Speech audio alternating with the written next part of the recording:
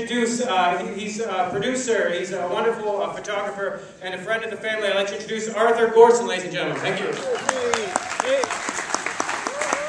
Hi, everybody. Can you hear me? I'm the proverbial friend of the family. I've come here tonight to be a friend of the family, but more than that, Perry touched me deeply when I first met him. We've had a lifelong joy of being together, so it's wonderful to be able to share this evening. I'd like to thank the American Cinematheque for organizing this. You did a fabulous job. Thank you, Grant. Thank you for your entire staff. When we heard that the Cinematheque was going to be putting on the screening, we said, wow, let's do something really cool for Perry. So we brought together a group of people who volunteered, put their heart and soul into making the evening happen. I'd like to thank Jason Robinson and his Free Eye Entertainment for helping with the promotions. And CJ, his assistant. Jason, you did a great job. Wayne Jobson, my brother. And a whole bunch of people that we'll talk about later on in the evening. Before we go any further, we have a surprise guest who flew in just off the plane from Jamaica, a wonderful woman who's had a tremendous amount to do with promoting the Jamaican film industry, working in the Jamaican film industry. Her name is Michelle Haynes, and she's the film commissioner of the country of Jamaica, of the nation of Jamaica. Michelle, would you come up here, please?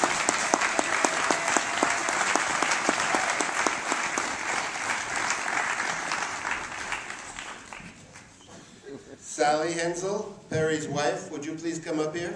Sally was the regional designer of the Hollywood Arthur. Sally flew in last night.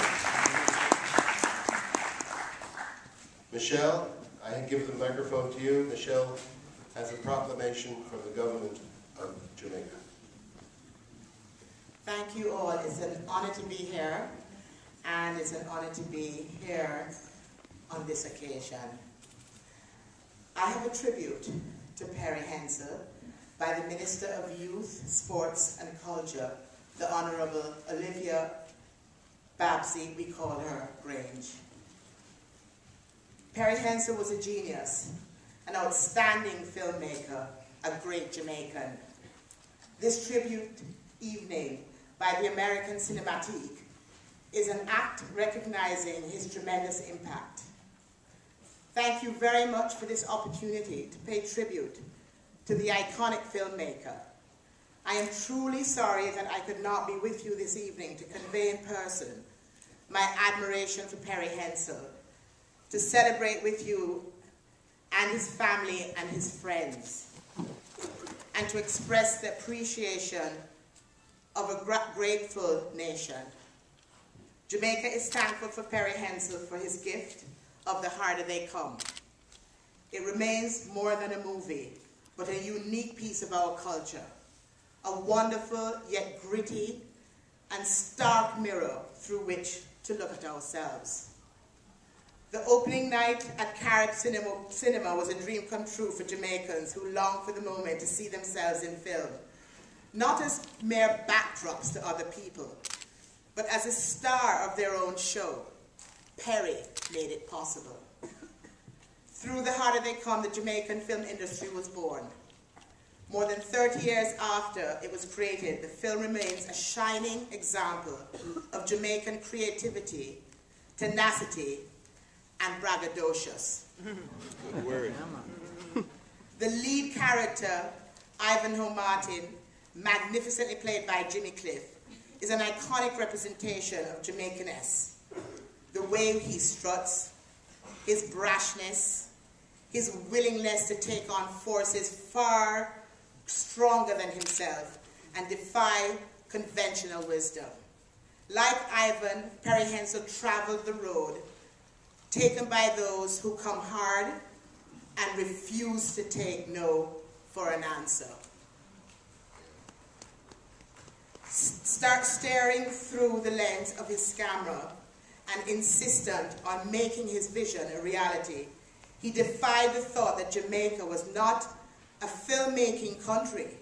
He then dedicated much of his life to the distribution of this film, made in Jamaica, and chartering a path across the globe that others could follow. Perry Hensel's commitment to seeing No Place Like Home through, despite the seemingly impossibility of the task, is a great measure of the dedication of the man to the world of film.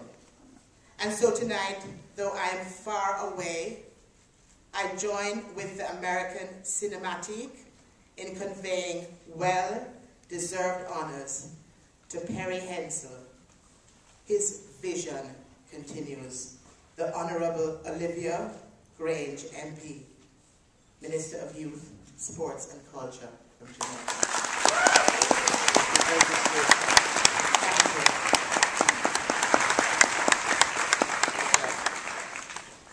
So what we do now is, on behalf of Jamaica, we present it to you, Sally. Oh, this is from us. For the family.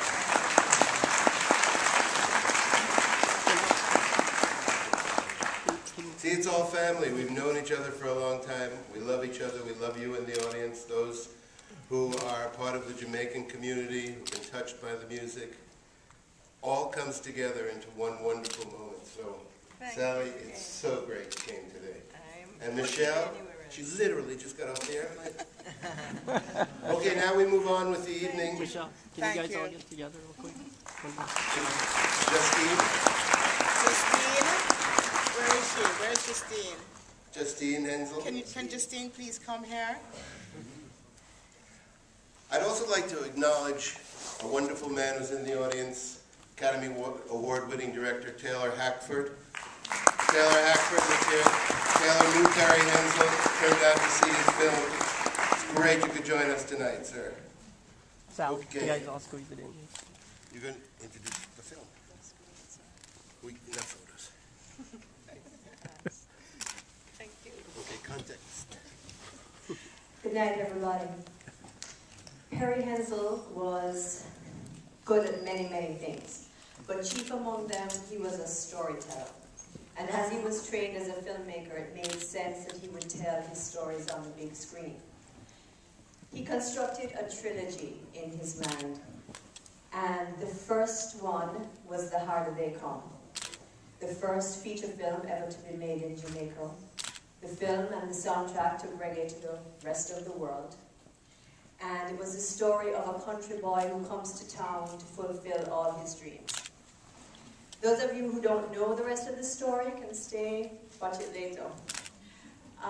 The second story was No Place Like Home. And he approached it from a different angle.